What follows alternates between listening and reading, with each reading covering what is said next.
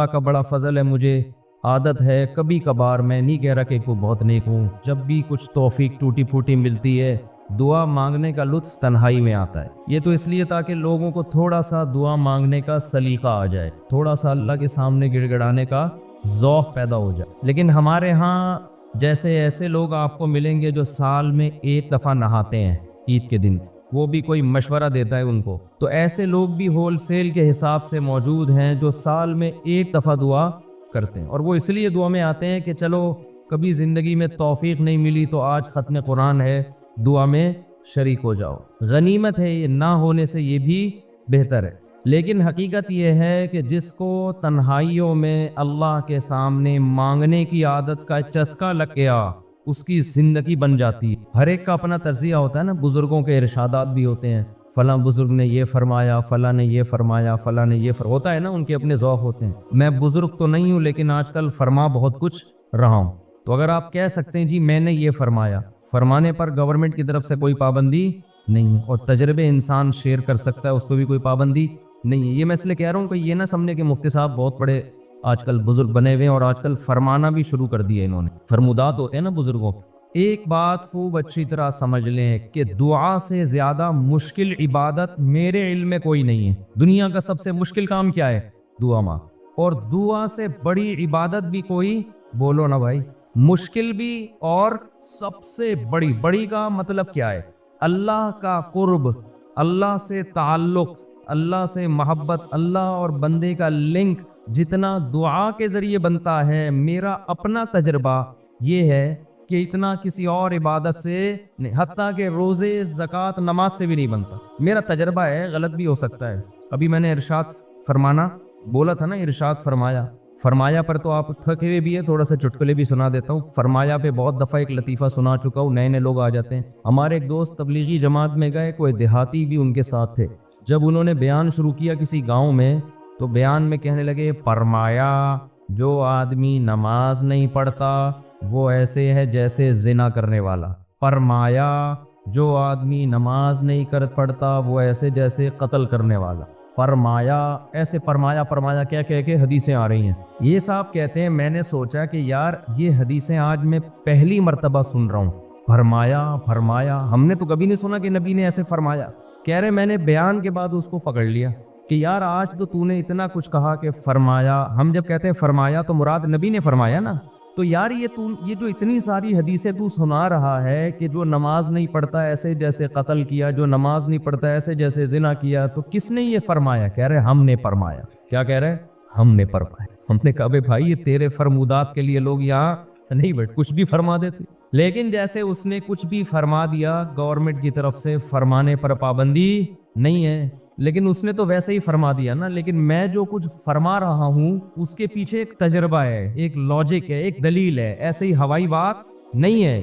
سب سے زیادہ انسان کو اللہ کے قریب کرنے والی عبادت دعا، سب سے مشکل عبادت بھی کون سی ہے؟ بولو، دعا۔ آپ کہیں گے یار یہ کہاں سے مشکل ہو، روزہ کتنا مشکل ہے، صبح سحری میں اٹھو، سارا دن جو ہے وہ نہ کھاؤ نہ پیو۔ بہت سے لوگ کہتے ہیں روزے میں اللہ صرف ایک گھونٹ چائے کی اجازت دے دیتا نا۔ صبح جب سحری کے بعد فجر پڑھ کے 1 گھنٹہ سو کے جب اٹھتے ہیں تو ایسا لگتا ہے جیسے قبر سے کسی مردے کو اکھاڑا جا رہا ہے، عجیب سی حالت ہوتی ہے نا اس وقت۔ اسی طرح آفس میں پہنچ جاتے ہیں، پھر اگر ایک آدھ گھونٹ چائے پینے کی اجازت ہوتی کیسے فریش ہو جاتا، لیکن اللہ نے اجازت نہیں دی۔ تو آپ کہہ سکتے ہیں اتنی مشکل عبادت روزہ، مفتی صاحب کہہ رہے ہیں نہیں دعا مانگنا اس سے بھی زیادہ مشکل۔ نماز کتنی مشکل عبادت، لیکن مولانا صاحب کہہ رہے ہیں یہ فرمایا بھی وہی فرمایا ہے جو اس نے فرمایا تھا۔ یہ کیا ہو رہا ہے بھائی اس کو؟ دنیا میں سب سے مشکل بات پتہ ہے کیا ہے؟ الفلاحیہ کا اسپیکر ٹھیک ہو جائے، حقیقت یہ کبھی ٹھیک، دیکھو اسٹائل دیکھو، ادھر بھی ڈھکا ہوا ہے، ادھر بھی رکھا ہوا ہے، ادھر ایک اور لگا ہوا ہے، پھر بھی بیچارے لگے رہتے ہیں، یہ کہتے ہیں جنات ہیں۔ تو آپ کہہ سکتے ہیں بھائی کیسے مشکل ہے؟ اصل میں دعا، اور ایک اور اشکال ہوگا، آپ کہتے ہیں لوگ تو بہت دعائیں مانگتے رہتے ہیں، کتنی دعائیں مانگتے ہیں نا، صبح و شام دعائیں مارکیٹ میں چل رہی ہیں ہول سیل کے حساب سے۔ اصل میں وہ دعائیں پڑھی جا رہی ہیں، مانگی، بولو، دعا پڑھنا بہت آسان، یونس علیہ السلام نے مچھلی کے پیٹ میں لا الہ الا انت سبحانک انی کنت من الظالمین کہہ کے دعا پڑھی نہیں تھی، یہ دعا مانگی تھی، اور ہم کیا کر رہے ہوتے ہیں؟ پڑھ رہے ہوئے۔ جتنے مرد یہاں بیٹھے ہیں، جتنی خواتین بیان سن رہی ہیں اوپر، ان سے گزارش ہے کہ اپنے معمولات میں دعا کا اضافہ کریں اور اللہ سے دعا مانگنے کا معمول بنائیں۔ دعا مشکل کیوں ہے یہ میں بتانا چاہ رہا تھا۔ باقی جتنی عبادتیں ہیں ان میں کتنی ٹینشن ہوتی ہے، وضو کرو، پھر چل کے آؤ، صبح سحری میں اٹھو، روزہ رکھو، دعا میں تو کچھ بھی نہیں ہے، یوں کرو اور پڑھنا شروع کر دو۔ اصل میں دعا نام ہے دل کے لگنے کا، جذبے کے ساتھ مانگنے کا۔ شیطان انسان کو یہ باور کراتا ہے کہ تو مانگتا ہے ملے گا تجھے کچھ بھی نہیں، اس لیے مانگتا ہے ہی نہیں، پڑھتا ہے، کیونکہ جب مانگ رہے ہوتے ہیں نا تو پتہ ہوتا ہے کہ ملنے والا بولو کچھ بھی نہیں، لیکن چونکہ مسلمان ہیں شاید ٹرائی کر کے دیکھتے ہیں، شاید کچھ ہو جائے، تو زبان تھوڑی گھس جائے گی۔ اس جذبے سے جب دعا مانگی جاتی ہے تو وہ دعا نہیں کہلاتا۔ دعا کا مطلب یہ ہوتا ہے کہ میں نے جس کے دربار میں ہاتھ پھیلائے ہیں وہ بڑا جواد اور کریم ہے، اور نبی نے فرمایا اللہ کو اس بات سے شرم اور حیا آتی ہے کہ کوئی اس کے سامنے ہاتھ اٹھائے اور اللہ ان ہاتھوں کو خالی واپس کر دے۔ جیسے علاقے کا سیٹھ ہو، سخی بھی ہو، کوئی بھیکاری اس کے پاس آئے اور وہ سیٹھ اسے دھکے دے کے نکال دے تو اسے شرم آئے گی اگر وہ غیرت مند ہوگا، تو اللہ سے زیادہ غیرت مند دنیا میں کوئی بھی نہیں ہے۔ تو جن کو یہ احساس ہو جاتا ہے نا کہ جو ہم مانگ رہے ہیں وہ مل رہا ہے، تو آپ سوچو ایک بادشاہ نے آپ کو آفر دے دی کہ یار جو 1 گھنٹے میں جتنا مانگنا ہے مانگ لو، میں سب دے دوں گا، تو آپ سارے کام کاج کو چھوڑ کر کس کو فوکس کرو گے؟ بولو۔ جب تک آپ تھک کے چور نہیں ہو جاؤ گے آپ رٹا لگا کے رکھو گے، مانگتے ہی رہو گے، مانگتے ہی رہو۔ آپ کو پتہ ہے سب مل رہا ہے۔ دوبارہ مثال دیتا ہوں، وزیر اعظم آ گئے بھی آپ کے پاس، آپ کے گھر پہ عیادت کے لیے، کوئی کورونا میں کوئی کیس چل رہا تھا، ایک مثال دے رہا ہوں، ایسا ہوتا نہیں لیکن فرض ونس اپون اے ٹائم، اور اس نے آپ بلکہ بلینک چیک دے دیا آپ کو، کسی IMF نے بلینک چیک دے دیا، جتنے پیسے بولو گے مل جائیں، ایسا ہوتا نہیں ہے۔ مثال دینے پر گورنمنٹ کی طرف سے کوئی پابندی نہیں ہے، تو آپ اس چیک پہ کیا لکھو گے؟ بولو۔ 5 روپے، 10 روپے، 20 روپے، 30 روپے، وہ کہے کہ ایک ہی دفعہ بھرنے کی اجازت ہے۔ دوبارہ آپشن آپ پتہ کیا کرو گے؟ جو اس میں ہند سے جہاں لکھے جاتے ہیں نا، 9 سے شروع کرو گے، وہ بھی چھوٹا سا 9 لکھو گے تاکہ جتنے 9 اس میں گھسیڑے جا سکتے ہیں میں گھسیڑ دوں۔ ایسا ہی ہوگا نا، چھوٹا سا 9 تاکہ بینک والا چشمہ لگا کے دیکھے 9999999، یعنی 9 ارب 9 کھرب 99 ارب 99 کروڑ 99 لاکھ 99,999۔ کیا خیال ہے؟ نہیں آ رہی بات میرا خیال۔ 9 کھرب سے بھی زیادہ اگر کوئی ہنسا ہوگا نا وہ بھی گھسڑ دو گے اس کو۔ 9 کھرب سے اوپر کیا ہوتا ہے؟ 99 کھرب، 9 کھرب نہیں، سوری غلطی ہو گئی، یہ پورے 10 کھرب کا نقصان ہو رہا ہے بھائی۔ 99 کھرب 99 ارب 99 کروڑ 99 لاکھ 99,999 کا چیک بنا کے دو گے کہ نہیں دو گے؟ بشرطے کہ یقین ہو کہ یہ میں خواب نہیں دیکھ رہا ہوں، ورنہ بعض دفعہ آدمی کی آنکھ بھی کھل جاتی ہے ایسے موقع پہ۔ وہ ایک آدمی کی لاٹری نکلی نا اسی 99 کھرب روپے کی، یہ بہت 5 ارب کی لاٹری نکل آئی، تو جنہوں کی جو کمپنی تھی جو بھی لاٹری جنہوں نے دی، انہوں نے کہا کہ یار کسی ماہر نفسیات کو بھیجنا چاہیے جو اس کو بتائے کہ تمہاری 5 ارب روپے کی لاٹری نکلی، کیونکہ ایک دم سے بتا دیا تو خوشی سے مر بھی سکتا ہے یہ، تو آرام آرام سے جا کے کوئی نفسیاتی ڈاکٹر اس کی نفسیات کو سمجھتے ہوئے اس کو بتائے گا۔ نفسیاتی ڈاکٹر کو بھیج، نفسیاتی ڈاکٹر نے جا کے نا اس کو پہلے سمجھایا کہ دیکھ فرض کر لے تیری 1 لاکھ کی لاٹری نکل آئے تو کیا ہوگا؟ اس نے کہا خوش ہوں گا میں۔ 1 لاکھ پہ اس نے کہا چلو نہیں مرے گا، ٹھیک ہے نا، اب 1 لاکھ سے تھوڑا سا اوپر آؤ۔ اچھا فرض کر 20 لاکھ کی لاٹری نکلے، اس نے کہا یہ کروں گا، دکانیں بناؤں گا، یہ کروں گا، ایک پلاٹ خرید لوں گا۔ اچھا ایسے 20 لاکھ سے اوپر آیا، 1 کروڑ تک پہنچا، 1.5 کروڑ تک، 2 کروڑ تک، 3 کروڑ تک۔ 3 کروڑ میں کیا کرے گا جی؟ اتنی دکانیں لے لوں گا، بحریہ ٹاؤن میں گھر لے لوں گا وغیرہ وغیرہ۔ ہوتے ہوتے 5 کروڑ، جو اصل تھی نا 5 کروڑ تک آ گیا۔ اچھا یہ بتا 5 کروڑ کی لاٹری نکلی تو کیا کرے گا؟ اس نے کہا آدھی تجھے دے دوں۔ یہ سننا تھا ماہر نفسیات کا انتقال ہو گیا، ماہر نفسیات کا انتقال ہو، وہ بیچارہ برداشت نہیں کر سکا یہ۔ تو یہ تو میں ایک مثال دے رہا ہوں، 99 کھرب 99 ارب 99 کروڑ 99 لاکھ 99,999 اشاریہ بھی لگا دے گا آگے 9999، لیکن چونکہ ایسا ہوتا نہیں ہے۔ IMF کبھی کسی کو ایسے بلینک چیک اس طرح سے نہیں دیتا نہیں. اس لیے ہم یہ سب ہنسی مذاق کی باتیں سمجھی جاتی، لیکن اللہ کا معاملہ ایسا ہے کہ اللہ نے ہم سب کو بلینک چیک بولو ہے، یہ بلینک چیک پکڑا دیا ہمارے ہاتھ میں. جو لکھنا ہے اس میں لکھ دو، میرے دربار میں پیش کر دو، میں دوں گا. جو مانگو گے بولو بھائی. اب جس کو اس پر یقین ہے نا، اس کو جتنا وہ دعا کو فوکس کرتا ہے اتنا کسی اور عبادت کو فوکس نہیں. وہ باقی عبادت کرتا بھی اس لیے کہ عبادت کر کے دعا مانگوں گا تو زیادہ قبول ہوگی. عبادت میں دعائیں زیادہ قبول ہوتی ہیں نا. تو یہ شیطان نے دماغ میں یہ ڈال دیا ہے کہ اللہ سنتا ہے دعائیں مگر قبول نہیں کرتا، اور اللہ کہتا ہے میں کرتا ہوں قبول، لیکن جس طرح تو چاہ رہا ہے اس طرح نہیں کروں گا میں قبول. اس طرح کرنا اگر شروع کر دی تو اللہ کا معاملہ ہمیشہ غیب پر ہے. یخشون ربہم بالغیب، جو اللہ سے ڈرتے ہیں بغیر دیکھے، جو اللہ پہ ایمان لاتے ہیں بغیر دیکھے، جنہوں نے جنت پہ یقین کیا بغیر دیکھے، جو جہنم سے ڈرتے ہیں بغیر دیکھے، جنہوں نے عذاب نہیں دیکھا. کیونکہ دیکھ لیں گے تو آزمائش ختم، پھر تو سارے نیک بن جائیں گے، سارے نیک. تو اللہ کہتے ہیں بھی مانگو نظر نہیں آئے گا. تو عقل مند لوگ گڑ گڑا کے اللہ سے مانگتے ہیں. اور یاد رکھو دعا میں تکبر کبھی مت کرو. تکبر نہیں کرو دعا میں. تکبر کیا ہے کہ اللہ کے سامنے روتے ہوئے شرم آ رہی ہے، یہ بہت بڑا تکبر ہے. دیکھو کسی دنیا دار سیٹھ کے سامنے انسان کو روتے ہوئے بھیک مانگتے ہوئے شرم آ جائے، یہ غیرت کا تقاضا ہے. لوگ کہتے ہیں نا اتنی سی حاجت پہ تو رو کیوں رہا ہے. کہتے ہیں نا لوگ، ارے آپ نے جا کے کسی سے ₹1,00,000 قرضہ مانگا اور آنکھوں سے آنسو نکل گئے تو ٹھیک ہے وہ ترس کھا کے آپ کو ₹1,00,000 دے دے گا، مگر اس کی نظر میں آپ کی عزت بڑھے گی یا کم ہو جائے گی؟ کم ہو گیا. لاکھ کے پیچھے کیا کر رہا ہے؟ ابے یار ایک تو بولتے نہیں ہو نا، پھر مجھے تپ چڑھتی ہے. لاکھ کے پیچھے آنسو نکال رہا ہے. یہی کہے گا نا ابے میرے سامنے آ کے رویا تھا. ابے تو کل بعد میں تانا بھی دے گا. کل آپ جب گاڑیوں میں گھوم رہے ہوگے نا، یہ گاڑیوں سے یاد آیا ایک چھوٹی سی بات وضاحت کر کے میں آگے چلتا ہوں.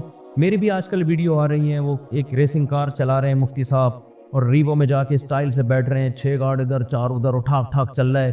یہ ویڈیوز میں نہیں بناتا، نہ میرے چینل پہ اپلوڈ ہوتی ہیں، نہ مجھے یہ شو بازیاں پسند ہیں. یہ زہر لگتی ہیں مجھے یہ شو بازیاں. گاڑی چلانا کوئی برا کام نہیں ہے، چاہے اسپورٹ کار ہو، چاہے سوئمنگ ہو. چاہے سوئمنگ کا تو چلو میں نے خود بنا کے ڈالی تھی تاکہ لوگوں میں ایک شوق پیدا ہو سوئمنگ کا. گھڑ سواری بھی ہم نے خود اجازت دی. یہ جو گاڑیوں کی گاڑوں واڈوں کی آ رہی ہے نا، یہ لوگوں نے حرکتیں کی ہوئی ہیں، اس کا مجھ سے کوئی تعلق. ابھی ایک ویڈیو آئی ہے، میں جا رہا ہوں ایسے سٹائل سے، ریوو میں جا رہے ہیں مفتی طارق مفتی، اور وہ پھر اس نے سلو موشن میں چلایا ہے، ایک دم میں اسپیڈ میں آ کے ایک دم سلو موشن، ایسے گاڑی میں آ کے بیٹھے، پھر پیچھے گارڈ آ کے. تو دیکھو علماء کی عزت ان کے علم سے، ان کی دینی خدمتوں سے ہوتی ہے. یہ کلاشنکوفوں سے، ریوو اور لینڈ کروزر، یہ چھچور پنے لوگوں کا، یہ چھچور پنا ان چیزوں سے عزت حاصل کر. سمجھتے ہو کہ نہیں سمجھتے؟ ایک دیہاتی ہمارے پاس آیا، مجھے بڑا اچھا لگا. بعض گاوار دیہات کے لوگ ہوتے ہیں سیدھے سادے، بڑی اچھی باتیں کرتے ہیں. وہ ایک عالم کے پاس گیا، ان کے گارڈ تھے، جیسے ہی گیا تو گارڈ اور کھڑک کھڑک ایک دم جو ہے نا، وہ عالم ریوو میں آ کے بیٹھے اور بڑا پروٹوکول کے ساتھ. وہ گارڈ بھی شو مارنے کے لیے نا، خام میں وہ کیا ہوتا ہے یار، وہ تو گن کو لوڈ کر رہے ہیں نا شو مارنے کے لیے. تو یہ بیچارہ سیدھا وزیرستان کا تھا، یہ پٹھان تھا. مجھے کہنے لگا یار مفتی صاحب یہ تو شو بازیاں ہمارے ہاں اس سے بھی زیادہ ہے. یہ علماء کو ان چیزوں کی کیا ضرورت؟ جو آ رہا ہے تو ٹھک ٹھک کر کے نا وہ شو بازی، وہ ان کی شاید شو بازی کی نیت نہ ہو، لیکن دیکھنے میں ایسا ہی لگ رہا تھا. کہہ رہے علماء کی جو ہم عزت کرتے ہیں، ان کے علم، ان کے تقوی، ان کا اللہ سے تعلق، ان کی دینی خدمتوں کی بیس پہ، کہہ رہے یہ ہمارے گاؤں میں یہاں سے زیادہ ہیں. کہہ رہے ہمارے ہاں پوری ریپیٹر ہوتی ہے، مشین گنیں ہوتی ہیں. اس نے کہا بھائی یہ علماء کیا ٹھک ٹھک ٹھک لگا کے رکھی ہوئی ہے. کہہ رہے ہم لوگ علماء کی عزت علم کی وجہ سے کرتے ہیں، ورنہ یہ تو ہمارے ہاں ان سے زیادہ ہیں. حقیقت صحیح بات کی اس نے. یہ جو پروٹوکول اور بڑی بڑی گاڑیاں اور یہ گارڈ اور یہ سب چیزیں تو زرداری صاحب کے ہم سے زیادہ ہے بھائی یہ پروٹوکول تو. اور یہ جو دنیا دار لوگ ہوتے ہیں ان کے پاس یہ چیزیں زیادہ ہوتی ہیں. تو یہ چیزیں فخر کرنے کے قابل نہیں ہے، ضرورت کی چیزیں ہیں. ضرورت ہے تو رکھو، نہیں ہے تو نہیں رکھو. نعمتیں ہیں اللہ کی طرف سے، کوئی پابندی نہیں ہے. تو یہ جو ویڈیوز میری اس طرح کی آ رہی ہیں، یہ میں نے نہیں بنائی، نہ میں نے کسی کو کھڑا کیا ہوا ہوتا ہے کہ کیمرے سے لے کے میری ویڈیو بناؤ اور پھر سلو موشن میں لے کے آؤ اس کو. وہ بڑی عجیب اسٹائل میں آئیے جا رہے ہیں جی، میں جا رہا ہوں. اور جو گاڑی میں چلا رہا ہوں ضروری نہیں کہ وہ میری ذاتی گاڑی ہو. وہ اسپورٹ کار کا کہہ رہے ہیں مفتی صاحب نے، اسپورٹ کاریں بھی رکھی ہوئی ہیں. رکھنا کوئی برا نہیں ہے. مفتی صاحب کو اگر اللہ نے پیسہ دیا ہے، آپ اسپورٹ کار بھی رکھیں، آپ گھوڑا بھی رکھیں اپنے پاس، آپ ریوو بھی رکھیں، آپ لینڈ کروزر رکھیں. نہ اللہ کی طرف سے پابندی، نہ گورنمنٹ کی طرف سے. لیکن میں ویسے ہی ایک بیان دے رہا ہوں کہ ضروری نہیں کہ جس گاڑی کی میں ڈرائیونگ سیٹ پہ بیٹھا ہوں تو وہ گاڑی کس کی ہو، مفتی صاحب کی ذاتی ہو، ضروری نہیں، امکان ہے کہ ہو بھی سکتی ہے، اور یہ بھی ہو سکتا ہے کہ نہ ہو۔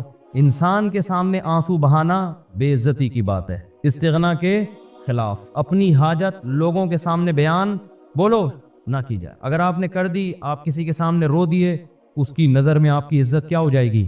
کم۔ مت رو، اپنے آنسو چھپاؤ لوگوں کے سامنے۔ ہمارے حضرت فرمایا کرتے تھے اپنی بیماریاں بھی چھپاؤ۔ کوئی بیماری ہے، کس کے بیان کرو، بولو۔ لوگوں کا نہ گیت کہو میرے یہ مسئلہ، میرے یہ مسئلہ، میرے گردے میں مسئلہ، میرے پھیپڑے میں مسئلہ، میرے کل کسی کے سامنے بیٹھ جاؤ نا، آج اپنے دکھ ایسے بیان کرے گا لپٹ کے رونے کا دل کرتا ہے اس سے، ایسے، حالانکہ فٹ فاٹ ہوگا، میرے ساتھ یہ مسئلہ، میرے ساتھ یہ مسئلہ، میرے ساتھ یہ مسئلہ۔ ابے بھائی تیرے ساتھ کوئی اچھا کام بھی قدرت نے کیا ہے؟ حضرت حکیم الامہ مولانا شرف علی تھانوی رحمہ اللہ تعالیٰ کو حضرت ڈاکٹر عبدالحی صاحب رحمہ اللہ نے خط لکھا، مسئلے لکھے نا، حضرت یہ مسئلہ، یہ ٹینشن، یہ پریشانی، یہ پریشانی، یہ پریشانی، یہ پریشانی، آپ دعا فرمائیں۔ تو انہوں نے لکھا، افسوس ساری ناشکری کی باتیں لکھی ہیں، شکر کا ایک جملہ بھی بولو۔ پہلے شیخ اس طرح کے ہوتے تھے کہ آپ کے اندر جو فالٹ ہے نا اس کی اصلاح کرتے تھے، اب بھی ہوتے ہیں، بہت سے لوگ اچھے ہیں، لیکن بہت سے ڈرامے بازی بھی آ گئی ہے اس میں۔ آج ایک آدمی نے مجھے بتایا کہ اچھا بھلا ایک رشتہ ہو رہا تھا میرا، تو لڑکی کے ابا جو ہیں ان کے کوئی شیخ، ان کے کوئی بزرگ ہیں، ان لڑکی کے ابا نے بزرگ سے پوچھا کہ میری بیٹی کے لیے فلاں کا رشتہ آ جائے، بزرگ نے استخارہ نکال کے منع کر دیا۔ یہ بھی ایک مبالغہ ہے، غلو ہے۔ اپنے بچوں کی شادی میں اپنے شیخ سے پوچھنے کی آپ کو ضرورت؟ دیکھو، شیخ پیر و مرشد کا مطلب کیا ہوتا ہے؟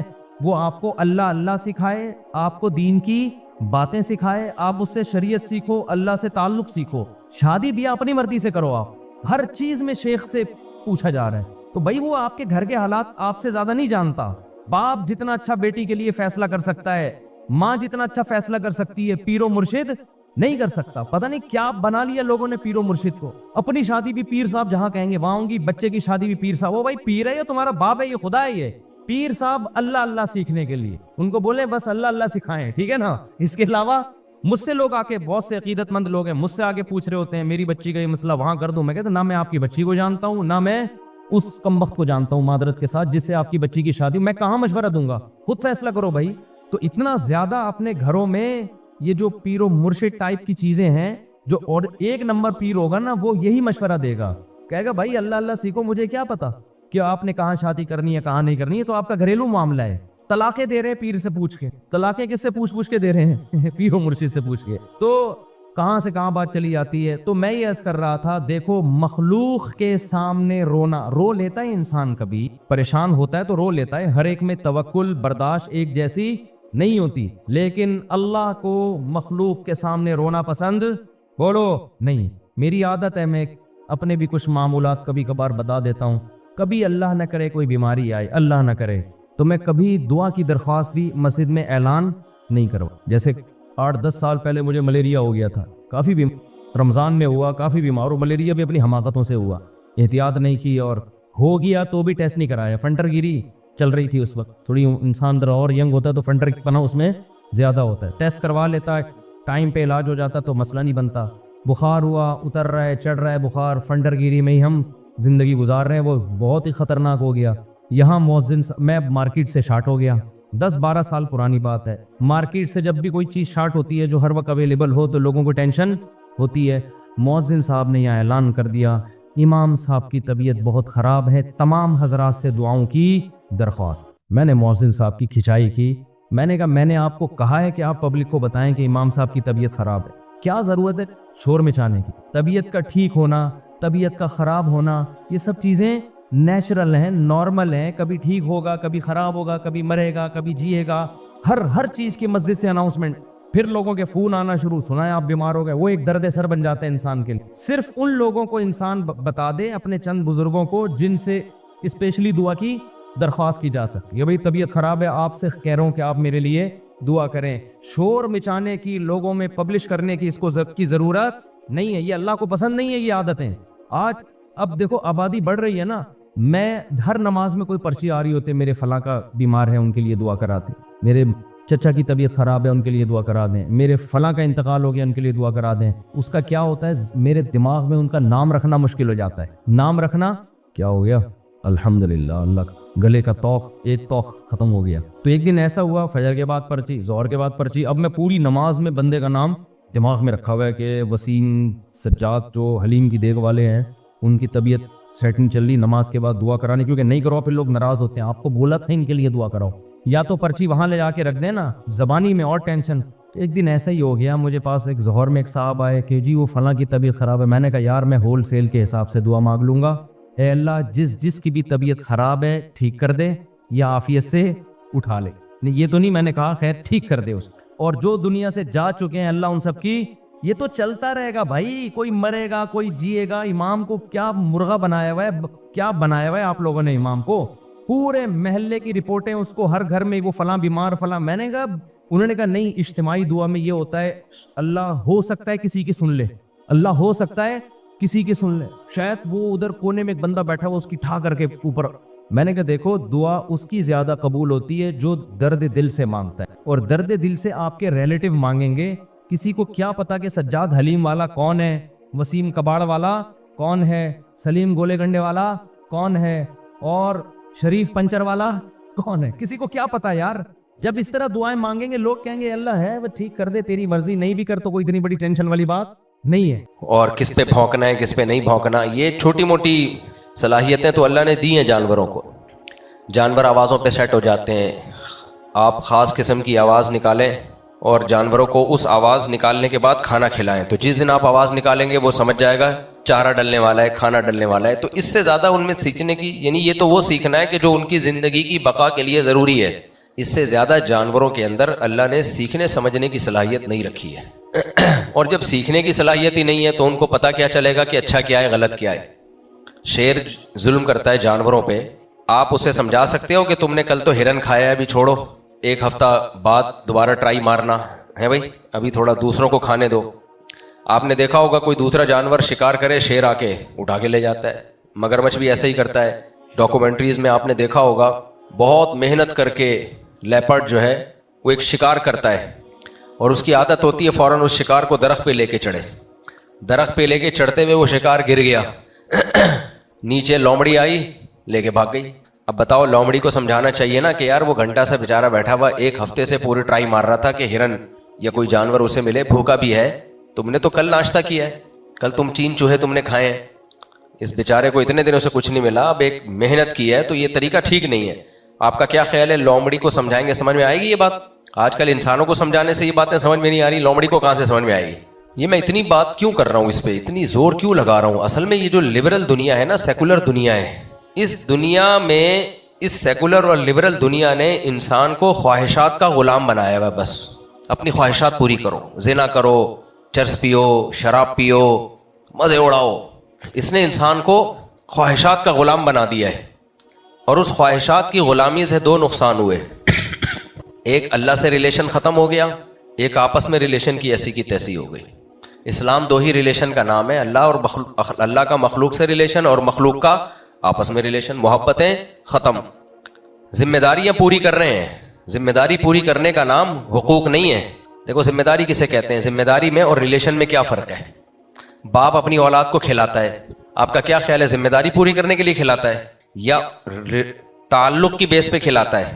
بولے نا، ریلیشن کی بیس پہ کھلاتا ہے نا.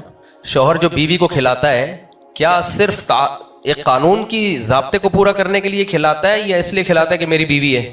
ضابطہ پورا کرنے کے لیے اگر کھلائے گا نا وہ، تو پھر پوری کیلکولیشن کرے گا کہ اتنا نفقہ بنتا ہے، آڈٹ ہوگا پورا وہ سسٹم کہ اتنا بنتا ہے جو شرعن و عقلاً میرے اوپر لازم ہے، اس سے زیادہ تو بنتا ہی نہیں ہے. تو ایسا تھوڑی ہوتا ہے. اولاد کو آپ کھلاتے ہیں ریلیشن کی بیس پہ، آپ کی اولاد ہے. اب دیکھو فقہاء نے مسئلہ بیان کیا کہ لڑکا جب بالغ ہو جائے تو اس کا نفقہ باپ پہ واجب نہیں ہے. قانون تو یہی ہے اسلامی، لیکن کیا دنیا میں ایسا باپ دیکھا کہ لڑکا بالغ ہو گیا وہ کہ قانوناً شرعاً و عقلاً مجھ پہ لازم نہیں ہے، نکل گھر سے باہر؟ کبھی کوئی ایسا کرتا ہے؟ بھائی یہ قانون کا سہارا تو جب لیا جائے گا جب کوئی لڑائی ہو جائے آپس میں، ادروائز شریعت نے کہا ہے بھائی باپ ہے تو اولاد کو کھلائے گا، اور جب باپ بوڑھا ہوگا تو پھر کون کھلائے گا؟ اولاد کھلائے گی. تو ریلیشن ریلیشن ریلیشن، تعلق تعلق تعلق، پورے دین کی بنیاد اس پر ہے. بات سے بات نکلتی ہے، میں بیان کو سمیٹتا ہوں لیکن بکھرتا ہے بہت زیادہ بیان، کیا کروں مجبور ہوں. تو ٹاپک کو پکڑ کے رکھا کریں آپ، کہاں سے ہم چلے تھے تاکہ وہاں پہ آؤں دوبارہ. آپ کو یاد ہے کہاں سے چلے تھے؟ تعلق کی بنیاد پہ تو آیا ہوں، وہ ریلیشن بھی نہیں. اللہ تعالیٰ نے بتایا کہ ہم نے انسان کو جس چیز سے بنایا ہے وہ بھی وہی میٹیریل ہے جس سے جانوروں کو بنایا ہے. تو تم میں اور جانوروں میں کوئی فرق تھوڑی ہے. فرق کی جو بیس ہوگی وہ دو چیزوں کی بیس پر ہوگی. تمہارے اندر صحیح بات کو سیکھنے کی صلاحیت اور پھر تمہارے اندر اس صحیح بات کو سیکھنے کے بعد اس کو ایڈاپٹ کرنے کی, اس صحیح پہ چلنے کی صلاحیت ہے. جانوروں میں یہ صلاحیت نہیں ہے. یہ گچی سے پکڑ کے رکھیں آپ, پکڑ پورا حلوے میں پلیٹ میں رکھ کے دے دیا. اب یہ ٹاپک دائیں بائیں نہیں ہونا چاہیے. ہاں اب بتائیں میں کہاں گیا تھا. والدین کی, ہاں ریلیشن کی بات کرتا. آپ نے یہاں سے پکڑ کے رکھنا ہے, میں ابھی آگے سے واپس ہو کے آ رہا ہوں. تو ریلیشن وجہ کیا ہے؟ اسلام ریلیشن پہ پتہ ہے کیوں یقین رکھتا ہے؟ اللہ تعالیٰ نے انسانوں کو یہ جو ڈپریشن, اسٹریس اور مسائل ہے نا, انسان کو سب سے زیادہ ضرورت محبتوں کی ہوتی ہے. سب سے زیادہ ضرورت کس چیز کی ہے؟ انسان محبت کا بھوکا ہوتا ہے. یہ انسان کی فطرت ہے. دو طرح کے مخلوق اللہ نے پیدا کی ہے. ایک مخلوق وہ ہے جو انڈیویجولی لائف گزارتی ہے. ایسے جانور بھی آپ کو دنیا میں ملیں گے, اکیلے کوئی مل جائے ٹھیک ہے, ہاں وہ نر مادہ کا ملاپ بس اس حد تک, بس باقی وہ منہ اٹھایا وہ ادھر نکل لیے, دوسرا ادھر کو نکل لیا. لیکن کچھ جانور پورے گروپ کی شکل میں رہتے ہیں. آپ نے دیکھا ہوگا چیونٹیاں اپنے گروپ سے الگ ہو جائیں, اپنی قطار سے الگ ہو جائے تو اس کی موت ہے. شہد کی مکھیاں انڈیویجول لائف گزارتی ہیں یا پورا ایک پریوار ہوتا ہے ان کا ہے؟ ایسا نہیں ہوتا ایک مکھا مکھی نے فلیٹ بک کرایا وہیں زندگی گزار رہے ہیں. نا بھائی, پورا خاندان ہے, پورا ایک پریوار ہے, مل جل کے کام تقسیم ہے, ایک دوسرے کے لیے لڑتی بھی ہیں. تو انسان کا شمار اس مخلوق میں ہے جس کو پورا ایک ریلیشن کا ایک پیکج چاہیے. اس پیکج میں کہیں بھی کمی ہوئی نا, اس کی زندگی میں ڈسٹربنس ہوگی, اس کی زندگی مکمل نہیں ہو سکتی. وہ کیا چاہیے اس کو؟ سب سے پہلے تو ایک عدد اماں چاہیے. وہ تو سب کو نیچرلی ملی جاتی ہے, اس کے بغیر بندہ پیدا ہی نہیں ہوتا. ایک عدد کیا چاہیے؟ ابا چاہیے. اب وہ بعض لوگوں کے ہاں ہوتا ہے, بعض لوگوں کے ہاں نہیں ہوتا. مسلمانوں کے ہاں ہوتا ہے. غیر مسلموں میں بہت سے غیر مسلم ایسے ہیں جن کے ابا مارکیٹ سے شارٹ ہو گئے, ابا ہوتے ہی نہیں, تو زندگی وہیں سے برباد ہونا شروع, باپ ہی نہیں ہے. پھر باپ کی طرف سے جو رشتے ہیں چچا, اور ماں کی طرف سے جو رشتے ہیں, پھر بہن بھائیوں کے. اگر آپ کے بہن بھائی نہیں ہیں آپ میں کمی رہ جائے گی, آپ میں کمی رہ جائے گی. اصل میں لوگ کہتے ہیں کہاں کمی رہ گئی, وہ دیکھو نا صحیح تو بندہ ہے.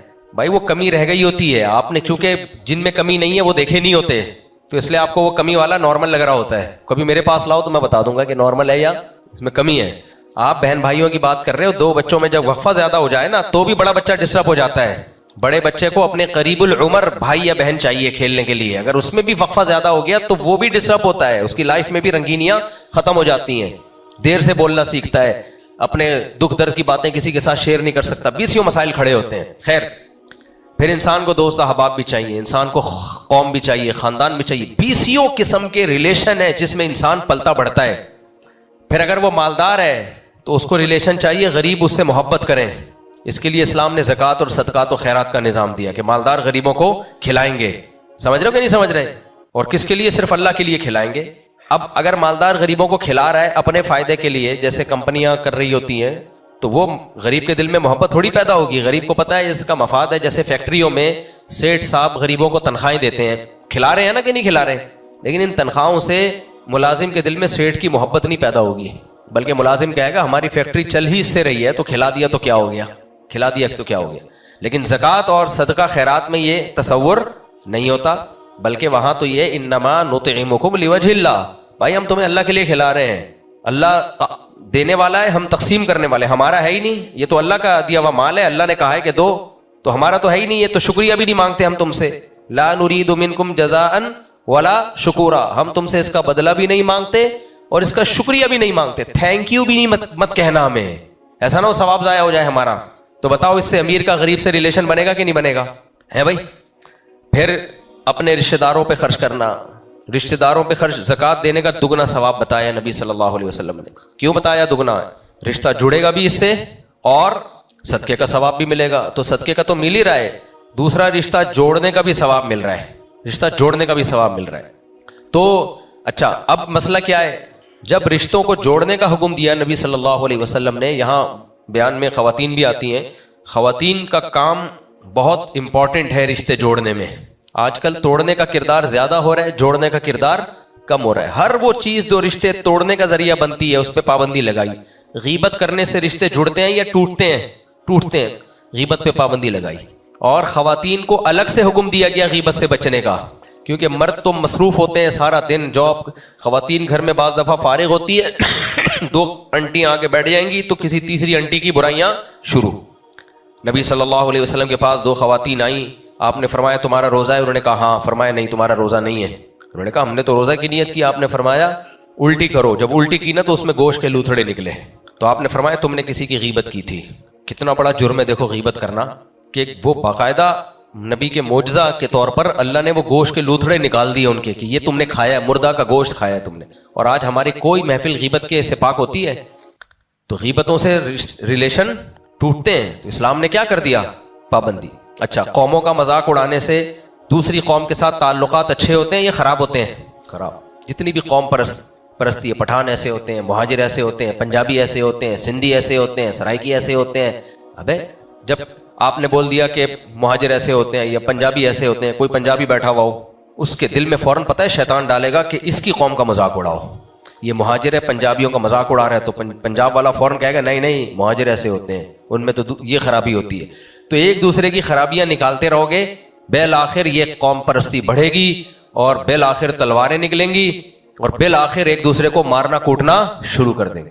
اور یہ قوم پرستی کی جنگ ایسی ہے، اس کا کوئی اینڈنگ پوائنٹ ہے ہی نہیں۔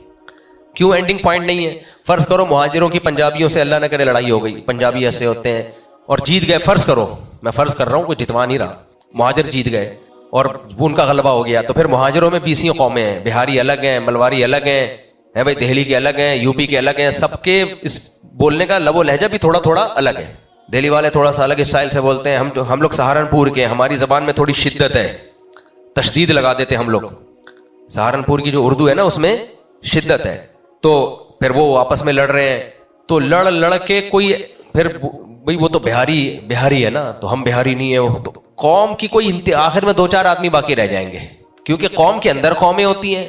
پنجاب کے اندر کتنی قومیں ہیں، ارائی الگ ہے، راجپوت الگ ہے، گجر الگ ہے، 20 قسم کی قومیں، ہزارہ کے اندر پٹھانوں میں بہت قومیں ہیں۔ تو بھائی یہ تو ابھی وہ اس لیے آپس میں نہیں لڑ رہے کہ دوسرے لڑنے کے لیے موجود ہیں، جب دوسری لڑائی ختم ہوگی تو پھر آپس میں لڑو گے۔ تو اس لیے اسلام نے قوم پرستی کی بنیاد ہی کو جڑ سے اکھاڑ دیا ہے، بنیاد کو جڑ سے اکھاڑ دیا۔ کیوں؟ اس سے نفرتیں پیدا ہوتی ہیں۔ دیکھو مجھے ایک بات بتاؤ، آپ کی اولاد ہو، باپ کی سب سے زیادہ خواہش کیا ہوتی ہے؟ کہ یہ آپس میں محبت سے رہیں، ہوتی ہے کہ نہیں ہوتی؟ اگر آپ کے بیٹوں میں کوئی معذور ہے اور ایک صحت مند ہے، وہ صحت مند بیٹا اس معذور کا مذاق اڑانا شروع کر دے، سب سے زیادہ غصہ اس پہ کس کو آئے گا؟ باپ کو، کہ وہ چاہے گا کہ یار یہ میرے سب برابر ہیں۔ تو حدیث میں آتا ہے الخلق عیال اللہ، مخلوق اللہ کا خاندان ہے، اللہ کا خاندان ہے۔ اللہ چاہتے ہیں یہ سب آپس میں محبت سے رہیں، لڑیں نہیں۔ کس طرح سے رہیں؟ آپس میں محبت سے رہیں۔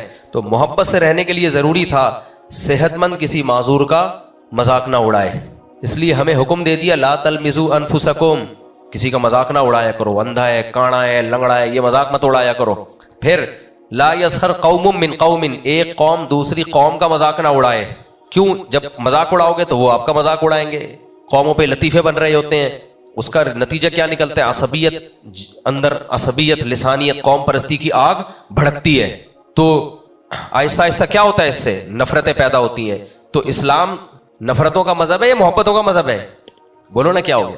تو وہ چاہتا ہے اللہ سے بھی ریلیشن ہو، مخلوق کا آپس میں بھی ریلیشن ہو۔ تو مخلوق کے آپس میں ریلیشن کو ختم کرنے والی جتنی چیزیں تھیں، قوموں کا مذاق اڑانا، غیبت کرنا، بدگمانی، یہ تو بہت اہم ٹاپک ہے، اللہ کرے یہ سمجھ میں آ جائے۔ بدگمانی سے بچنا۔ بدگمانی کسے کہتے ہیں؟ جب تک 100% کسی کے بارے میں یقین نہ ہو نا، اس کے بارے میں رائے قائم نہ کی جائے۔ میں اکثر ایک واقعہ سناتا ہوں نا، بہت دفعہ سنایا ہے، نئے نئے لوگ آ جاتے ہیں، دوبارہ سنا دیتا ہوں۔ جب مجھے وہ واقعہ 40 سال سے یاد ہے تو اللہ نے کسی وجہ سے ہی یاد رکھوایا ہوا ہے نا، کیا خیال ہے؟ 40 سال سے ایک واقعہ مجھے یاد ہے اور چھوٹا سا واقعہ ہے، تو کوئی وجہ تھی نا، اللہ نے مجھ سے کہلوانا تھا ممبر پہ۔ میں 10-12 سال کی عمر ہوگی میری، میں تبلیغ والوں کے ساتھ محلے میں گشت کر رہا تھا۔ ایک صاحب آئے ہمارے سامنے، مین گیٹ سے اندر گھسے ہیں، تبلیغ والوں نے نوک کیا دروازہ، کوئی بچہ آیا، بیٹا ابو ہیں گھر پہ؟ جماعت آئی ہے؟ انہوں نے کہا نہیں۔ گھر گیا، واپس آ کے کہہ رہا ہے نہیں ابو نہیں ہے، ابو گھر پہ نہیں ہے، حالانکہ ہم نے جاتے ہوئے اپنی آنکھوں سے، اپنی ان گناہگار آنکھوں سے دیکھا تھا۔ صحیح ہے۔ اچھا، ہمارے حضرت مفتی رشید احمد صاحب اس تکلف کے قائل نہیں تھے، گناہگار آنکھیں، فرماتے گناہگار ہیں تو توبہ کرو نا، پبلک کو کیوں بتا رہے ہو؟ تو مفتی رشید احمد صاحب کا رائے یہ تھی کہ یہ نہ پڑھو تکلف میں. حضرت اپنے آپ کو احقر بھی نہیں لکھتے تھے. ہمارے یہاں رواج ہے تواضعاً لکھا جاتا ہے احقر، یعنی سب سے حقیر فقیر. حضرت نہیں لکھتے تھے. فرماتے اللہ نے اشرف بنائے تو ہم حقیر کیوں ہیں؟ کیا خیال ہے؟ بس ان کی ایک رائے تھی. اور کہا اگر گناہگار بھی ہیں تو اللہ کے سامنے بتاؤ بھائی، پبلک کو کیوں بتا رہے ہو؟ بعض لوگ کہتے ہیں عاصی، عاصی کا مطلب ہوتا ہے گناہگار. حضرت یہ عاصی بھی نہیں لکھتے تھے اپنے نام. فرمایا اگر کوئی گناہ ہے تو اللہ کو بتاؤ نا، پبلک کو کیوں بتا رہے ہو؟ تو ہمارے شیخ حضرت مفتی رشید احمد صاحب رحمۃ اللہ علیہ تکلف سے بالکل دور تھے. تو کہتے تھے اپنے نام کے ساتھ لکھو بندہ، بندہ یعنی اللہ کا بندہ بس. تو لیکن کوئی لکھ رہا ہے احقر یا عاجز تو بھی غلط نہیں ہے، اس کو لکھنے دیں، ایسا نہ ہو مذاق اڑانا شروع کر دیں. ہر ایک کی اپنی رائے ہوتی ہے. لیکن وہ نہیں لکھتے تھے گناہگار، عاصی، خاکسار، جیسے لکھتے ہیں نا ایسے ایسے تواضع میں گڑھے جا رہے ہوتے ہیں. پھر فرمایا کہ یہ لوگ جو سب نہیں، جو بڑے علماء ہیں وہ تو الگ بات ہے، لیکن جو لوگ لکھ رہے ہوتے ہیں نا وہ بھی تکلف میں ہی لکھ رہے ہوتے ہیں، سمجھتے نہیں اپنے آپ کو. ایسا کسی نے لکھ دیا اپنے آپ کو حقیر، ناچیز، اور کوئی دوسرا کے کہتے جی آپ تو ہے ہی ناچیز، آپ تو حقیر ہیں. ایسا تیش چڑھے گا نا، چواٹ مارے گا رکھ کے. تو دل میں تو یہ ہے کہ میں بہت بڑی فلم ہوں، لکھ کیا رہے ہیں حقیر، ناچیز، عاجز. تو ٹھیک ہے، جو لکھ رہا ہے اس کی نیت پہ شک نہ کریں، لیکن میں تو صرف مفتی رشید احمد صاحب رحمہ اللہ کا مزاج بتا رہا ہوں، وہ نہیں لکھتے تھے یہ سب چیزیں. اچھا خیر، تو ہاں، تو ہمارے سامنے وہ صاحب اندر گئے. تو تبلیغ میں جو ہمارے امیر تھے، اب ہمیں بدگمانی ہوئی نا کہ بندہ ادھر گیا اور آتے ہی لمبی پھینک دی اس نے، بچے نے. ابو سے پوچھ کے آیا ہوگا کہ کہاں ہو، ابو نے بول دیا ہوگا کہ ان کو جا کے بول دو کہ میں گھر پہ نہیں ہوں. بعض بچے تو معصوم ہوتے ہیں، وہ آ کے بتا دیتے ہیں ابو کہہ رہے ہیں میں گھر پہ نہیں ہوں. بعض بچے یہ بھی معصومیت میں کہہ دیتے ہیں کہ ابو کہہ رہے ہیں میں گھر پہ نہیں ہوں. تو مجھے وہ دن یاد ہے، ہمارے امیر صاحب نے کہا دیکھو بیٹا، کسی سے بدگمان نہیں ہونا، کسی سے بدگمان نہیں ہونا.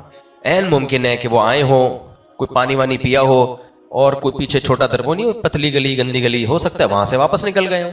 اور حقیقت یہ ہے کہ اس کا پورا امکان ہوتا ہے. بعض دفعہ بندہ گھر میں آتا ہے، پانی پیا اور گیٹ سے نکل کے چلا گیا. اور شریعت کا جب حکم ہے ہمیں کہ بدگمانی مت کرو، تو پھر تو شریعت تو یہی، جب آپ آئے ہو اللہ کی بات کرنے کے لیے، گشت کرنے کے لیے، تو آپ ہی قرآن پہ عمل نہیں کرو گے تو پھر ہم دین کی دعوت کیسے دیں گے؟ تبھی اللہ نے تبلیغی جماعت کو پوری دنیا میں پھیلا دیا ہے. کیونکہ ہم جو دین میں مشہور لوگ ہیں نا، سب سے بڑا مسئلہ ان کے ساتھ اخلاقیات. سمجھ رہے ہو کہ نہیں سمجھ رہے؟ سب سے بڑا مسئلہ کیا ہے؟ اخلاقیات سے عاری. آپ سے کوئی اختلاف کرے، کیسے کیسے الزامات لگانا شروع کر دیتے ہیں، یہ فلاں ہے، یہ دمکانہ ہے.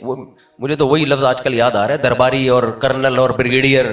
صرف اس بیس پہ کہ آپ سے کیا کر لیا، آپ بولو بھائی رائے غلط ہے، یہ بولو 100 دفعہ، لیکن لمٹ کو کراس کرنے کی کوشش مت کرو. لمٹ کراس کرو گے اللہ کو جواب دینا پڑے گا، کسی کا کچھ نہیں جائے گا. اللہ پوچھے گا کہ آپ نے کیسے.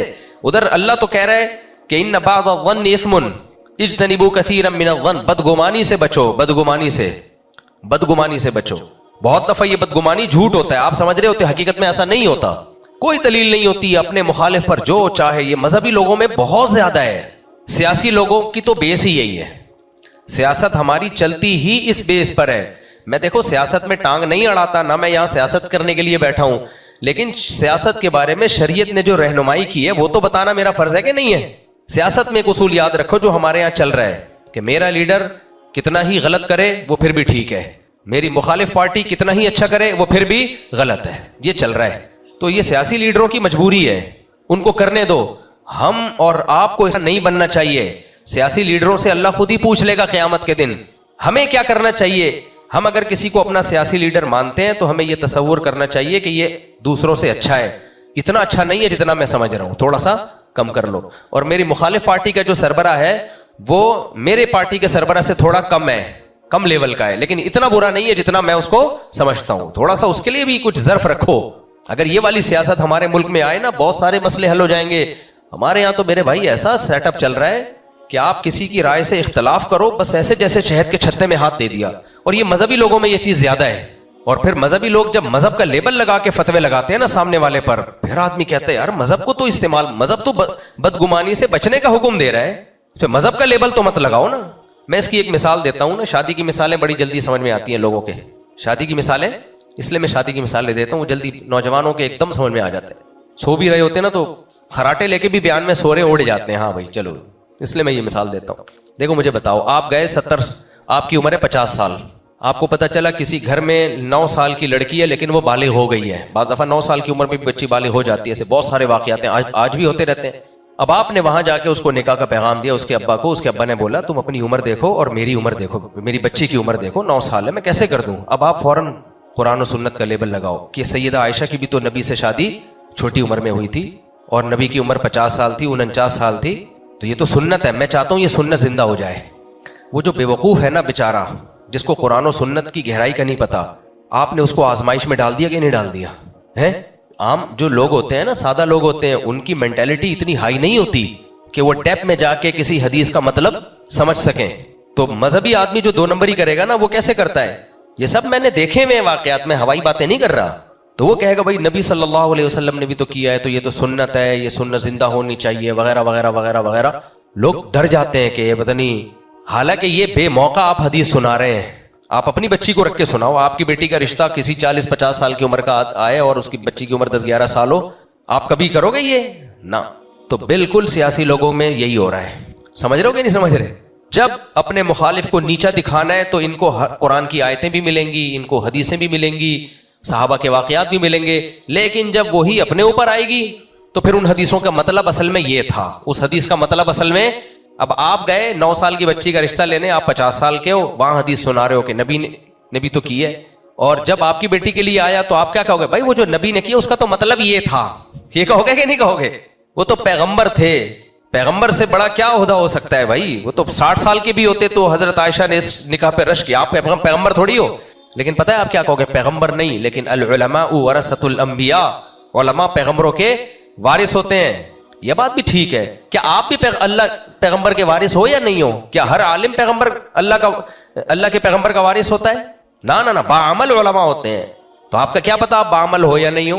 یہی آپ دیکھ لو, کبھی کوئی مسجد میں اکثر مولانا کرپٹ نہیں ہوتے. نیک مولاناؤں میں نیکی کا عنصر زیادہ ہے. چند مولاناؤں کو دیکھ کے سب پہ نہیں, دیکھ کے چاول کی طرح قیاس کر لیا کرے. لیکن جو کرپٹ مولانا ہے, آپ جاؤ کسی کرپٹ مولانا سے حساب تو لینے کی کوشش کرو, اتنا غضبناک ہو جائے گا, اتنا غضبناک ہو جائے گا, ہو جائے غضبناک. کسی بھی کرپٹ آدمی سے جب حساب مانگا جائے تو اس کو غصہ آتا ہے, یہ نیچرل ہے. لیکن اس پہ بھی مجھے تکلیف نہیں ہے. تکلیف اس پہ ہوتی ہے جب وہ قرآن و سنت بیان کرنا شروع کر دیتا ہے. آپ جب اس سے پوچھو گے کہ پیسوں کا حساب دو, جب وہ نہیں دے گا تو غصہ آئے گا نا. یار آپ کو حساب دو, آپ کو کمیٹی میں ہم نے جو رکھا ہے, یا آپ کو جو صدر بنایا, یا آپ کو جو امام ہو, آپ نے جو اتنا چندہ لیا, کس کس سے لیا, کہاں خرچ کیا, بتاؤ. جب زیادہ پوچھو گے, جب شرافت سے نہیں بتائے گا تو تھوڑی سی آواز اونچی ہوگی, تو پھر وہ پتہ ہے کیا کہے گا؟ علماء کا احترام, العلماء ورثۃ الانبیاء.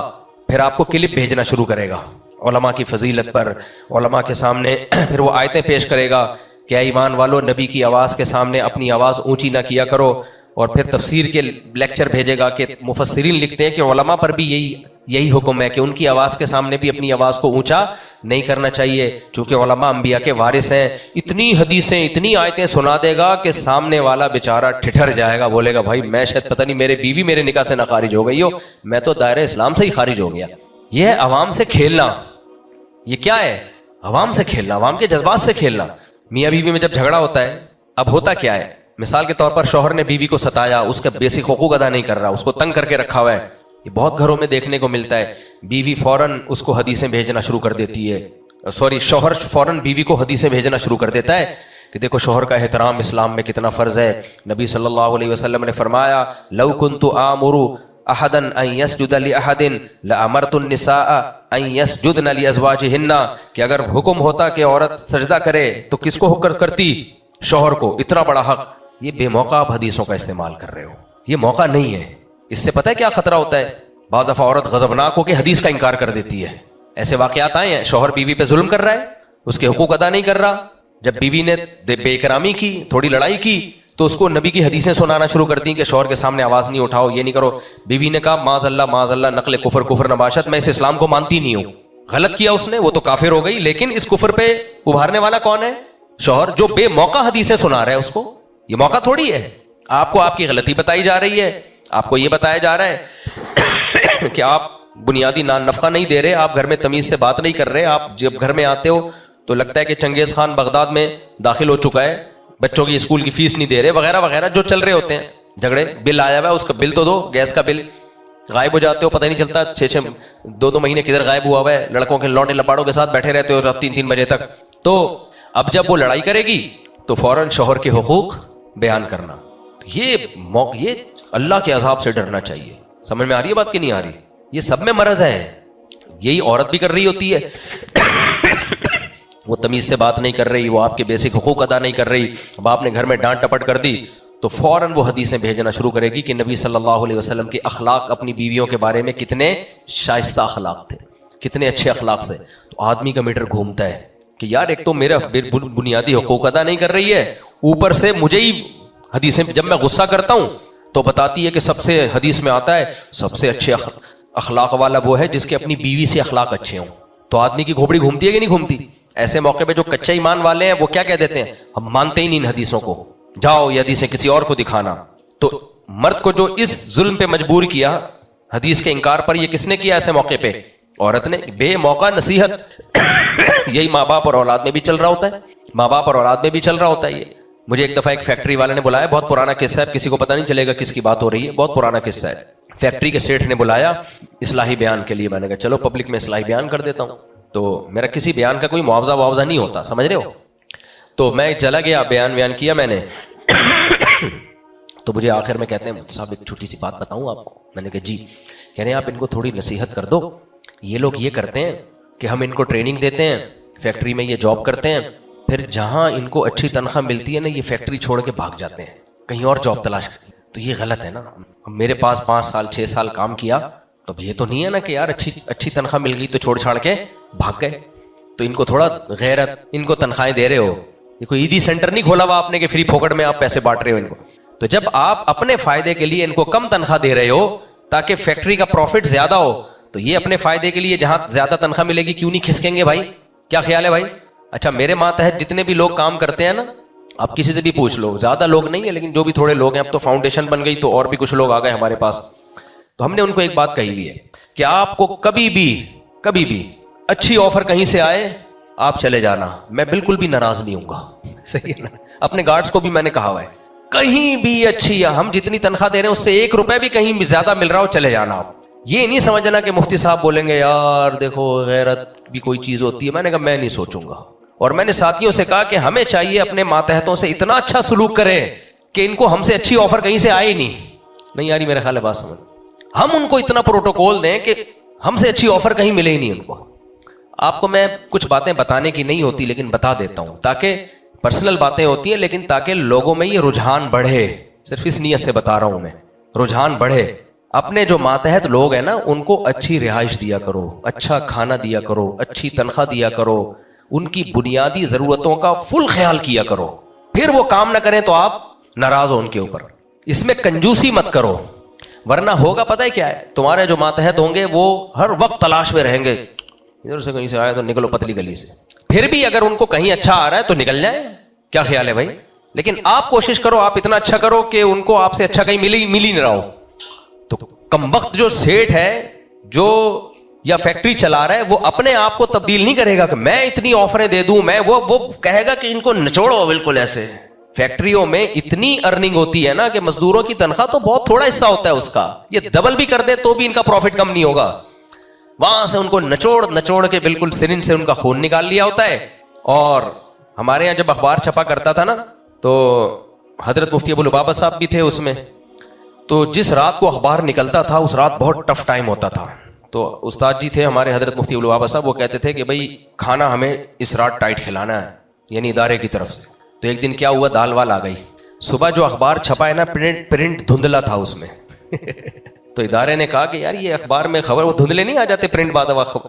تو استاد جی نے کہا کہ جب دال کھلاؤ گے تو پرنٹ دھندلا ہی آئے گا. تو کام دبا کے لو جو ذمہ داری بنتی ہے, لیکن سلوک اچھا کرو, تنخواہیں ان کو زیادہ دو, ان کے بینیفٹس دو, جو کوئی جائز مطالبہ ہے وہ پورا کرو, اپنی طرف سے جتنا بنتا ہے نا اس سے زیادہ کرو. سمجھ رہے ہو کہ نہیں سمجھ رہے؟ جتنا بنتا ہے نا اس سے زیادہ کرو. تو اگر اللہ نے گنجائش دی ہے, نہیں دی ہے تو ایک الگ بات ہے.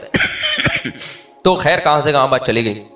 تو میں یہ بتا رہا تھا, یہ فیکٹری پہ نہیں بیان کر رہا تھا میں, ہاں بدگمانی والی بات کر رہا تھا کہ اسلام نے بدگمانی سے بچنے کا حکم کیوں دیا. ہاں میں یہ بتا رہا تھا کہ دیندار لوگ کیا کرتے ہیں, قرآن و سنت کا نا دیندار سے میری مراد جن کو تھوڑا بہت قرآن و سنت آتا ہے. جس بیچارے کو آتا ہی نہیں وہ کون سی حدیث پیش کرے گا؟ لیکن جن کو آتا ہے نا وہ بے موقع حدیثیں سنانا شروع کر دیتے ہیں, بے موقع قرآن کی آیتیں پڑھنا شروع کر دیتے ہیں. تو یہ غلط ہے, یہ اللہ کے غضب کو دعوت دینے والی بات ہے. آپ خود زیادتی کر رہے ہو. ہاں میں امام کی مثال دے رہا تھا کہ وہ کرپشن کر رہا ہو, آپ بولو یہ غلط ہے تو قرآن و سنت بیان کرنا شروع. قرآن و سنت. ایک لاہور میں ایک عامل ہے, روحانی عامل, تو آپ کو پتہ ہے سارے ماشاءاللہ 2 نمبر ہی ہوتے ہیں. اللہ کا بڑا فضل ہے کہ ایک بھی میں نے روحانی عامل 1 نمبر نہیں دیکھا. یہ اللہ کا فضل کیوں ہے کہ اللہ نے میری بات کو سچا رکھا ہوا ہے اب تک. کیونکہ میں کہتا ہوں روحانی عامل جتنے ہیں سارے ایک ہی جیسے, یا تو فراڈی ہوتے ہیں یا اوپر سے کھسکے ہوئے ہوتے ہیں. تو کوئی ایک آدمی ایسا نکلا نا جس کے بارے میں کسی وہم ہوا کہ یہ شاید کھسکا ہوا نہیں ہے, تو پتہ چلا وہ بھی کھسکا ہوا ہے. تو یہ اللہ کا بہت بڑا فضل ہے میرے اوپر, کہ میرے اوپر اس لیے کہ میں نے یہ دعویٰ کیا ہوا ہے نا, تو آج تک یہ دعویٰ کہیں بھی جھوٹا ثابت نہیں ہوا. اچھا کچھ لوگ پتہ ہے امام حرم, کوئی جو حرم میں کوئی بیت اللہ کی چابیاں, اب میں نام نہیں لوں گا ان کا, وہ ایسا نہ ہو کہ مسئلہ ہو جائے میرے لیے. حرم میں کوئی بڑے بڑے بزرگ شخصیت ہیں, تو کچھ لوگ پاکستان سے جا کے ان بزرگ شخصیت پہ دم بم کرتے ہیں اور پھر وہ کہتے ہیں دیکھو ہم تو ان کا علاج کر کے آئے ہیں. یہ بھی بہت چل رہا ہے, حرم میں فلاں بزرگ کا علاج کر کے آئے. وہ میں نے بزرگ کے بارے میں معلومات کروایا, وہ بیچارے وہم کے مریض ہیں. ان کو کسی نے بتا دیا آپ پہ جن حالانکہ کچھ بھی نہیں ہے. تو کچھ وہمی ہوتے ہیں, نیک بھی ہوتے ہیں, لیکن وہمی تو بن جاتا ہے نا. تو پاکستان کے جتنے عامل ہیں پھوکے لگا کے کیش کراتے ہیں ان کو, پھر آ کے بتاتے ہیں میں نے ان کا علاج کیا ہے, میں نے ان پہ دم کیا ہے. تو آپ کو پتہ ہے کوئی شخص یہاں سے سعودی عرب چلا جائے, مکہ میں حرم میں, اور حرم میں کسی بزرگ شخصیت پہ پھونک مار کے آ جائے, اس کی تو بلے بلے ہو گئی نا. کیا خیال ہے جب لوگ کہتے ہیں حرم میں اتنے بڑے بزرگ نے اس سے یار تعویذ لیا ہے اور رقیہ اور دم کروایا ہے, تو انڈا موڑ کی تو کوئی حیثیت ہی نہیں ہے. تو یہ لوگ پھر نوٹ چھاپتے ہیں. تو یہ کوئی بڑی بات نہیں ہے, کوئی حرم میں کسی کو پھونک مار دی یا کسی کو, یا کہ یہاں کسی شیخ الحدیث کو پھونک مار دی.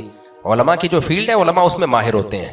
باقی علماء کو بھی وہم ہو جاتا ہے اپنے بارے میں کہ پتہ نہیں جن آیا ہوا ہے, مجھ پہ چڑیل آئی ہوئی ہے, کیا آیا ہوا ہے. خیر, تو میں کیا بتا رہا تھا بھائی, بدگمانی سے بچنے کا حکم دیا اسلام نے تاکہ نفرتیں نہ پھیلیں. لیکن بتاؤ آج ہم بچتے ہیں بدگمانی سے؟ بدگمانی سے بچ نہیں رہے ہوتے. اچھا اور بھی ایک بات سے بات نکلتی ہے, اسلام نے ہمیں حکم دیا کسی کو گناہ کرتے ہوئے دیکھو تو دنیا کو بتاؤ یا چھپاؤ. ہے دیکھو کتنا واضح اسلام کا حکم ہے. کوئی ایک فرد بھی نہیں ہے جس کی زبان سے یہ نکلا ہو کہ نہیں چھپاؤ, بتاؤ. اس کا پتہ, اس سے میں پتہ چلا ہم سب کو یہ بات, جیسے میں آپ سے پوچھوں نمازیں کتنی فرض ہیں, سب بولیں گے 5. یعنی اس میں کوئی بہت بڑا علم کی ضرورت نہیں ہے, سب یہی کہیں گے 5 نمازیں فرض ہیں. ایسا ہی میں جب آپ سے پوچھوں کہ اسلام میں کسی کو جب آپ نے کوئی برائی دیکھی تو اس کو دنیا کے سامنے بتایا جائے یا چھپایا جائے, سب کے منہ سے کیا نکلا؟ چھپایا جائے. اس کا مطلب یہ اسلام کا ایسا حکم ہے جس میں کوئی دیوبندی, بریلوی, اہل حدیث اختلاف نہیں ہے اس میں. کیا خیال ہے؟ لیکن چھپاتے ہیں. بولتے کیوں نہیں, کیا ہو گیا میرے بھائی, ایک تو مجھے بہت مشکل ہے, آپ کو بات سمجھانا بہت مشکل ہے. نہیں چھپاتے, بلکہ چھپانا تو دور کی بات, جو جرم نہیں بھی کیا ہوتا نا, اے آئی سے ایڈیٹنگ کر کے گھما پہ, میرے نہیں تصویریں آ رہی تھی 4 بیویوں کے ساتھ بیٹھا ہوا ہوں, میں نے کہا پتہ نہیں کس کی انٹیاں لا کے میرے کھاتے میں ڈال دی. بھائی اللہ کا شکر ہے ہم لوگ اپنے گھر کے مستورات کو دنیا کے سامنے نہیں لاتے, ہم تو اس کو غلط سمجھتے ہیں, برقعے میں بھی نہیں لاتے, تو لیکن لا رہے ہیں. اور اچھا نیچے لوگوں نے لکھا ہے ماشاءاللہ ویل ڈن, زبردست. پھر کوئی انٹی آئی ہوئی ہے, وہ پتہ نہیں میرے کھاتے میں ڈال دی. خیر, اور میری تو 4 ہیں, تو میرے گھر والے سمجھ رہے ہیں شاید کوئی پتہ نہیں کی ہوئی ہے چھپ کے, اس نے 5ویں ہے. تو میں قسمیں اٹھا رہا ہوں بھائی میرا کوئی تعلق نہیں ہے, میں جانتا بھی نہیں ہے کون ہے. تو جو جرم نہیں بھی کیا وہ بھی ڈال, اور لوگ تحقیق کیے بغیر چلائے جا رہے ہیں. حضرت کا انتقال ہو گیا, بیوی نے قتل کر دیا, یہ چل رہی تھی کچھ دن. اب تو لوگ کو سمجھ میں آ گئی کہ فیک ہے. تو آپ کا جب کسی سے سیاسی اختلاف ہوتا ہے تو اپنے مخالف کے لیے آپ, جزاک اللہ, اپنے مخالف کے لیے آپ نیوز چلا رہے ہوتے ہو, فیک نیوز ہوتی ہیں وہ, اور آپ یقین کرتے دیکھو یہ صحافی کیا کہہ رہا ہے, دیکھو. وہی جب آپ کے لیڈر کے خلاف کہہ رہا ہوتا ہے, ابے جھوٹ بول رہا ہے, ابے کیا کر رہا ہے, جھوٹ بول رہا ہے. اصل میں مسئلہ پتہ ہے کیا ہے, خاموش رہنا نہیں سیکھا ہم نے, ہر چیز میں ٹانگ نہیں اڑایا جائے. آپ کہتے ہو پھر مفتی صاحب آپ بھی تو بہت سی چیزوں میں ٹانگ اڑاتے ہو جو آپ کی فیلڈ نہیں ہے. دیکھو وہ آپ اس لیے کہہ رہے ہو کہ میری فیلڈ نہیں ہے کہ آپ کا اس میں اختلاف ہوتا ہے, اس لیے آپ کہہ رہے ہو میری فیلڈ نہیں ہے. میں نے سیاست میں ٹانگ کبھی بھی نہیں اڑائی ہے. کوئی خبر دینا یہ سیاست نہیں کہلاتا, یہ تو نیوز ہے نا, جس کے پاس معلومات ہو وہ دے دے. ہاں ہو یہ رہا ہوتا ہے کہ اس نیوز کے دینے سے وہ خبر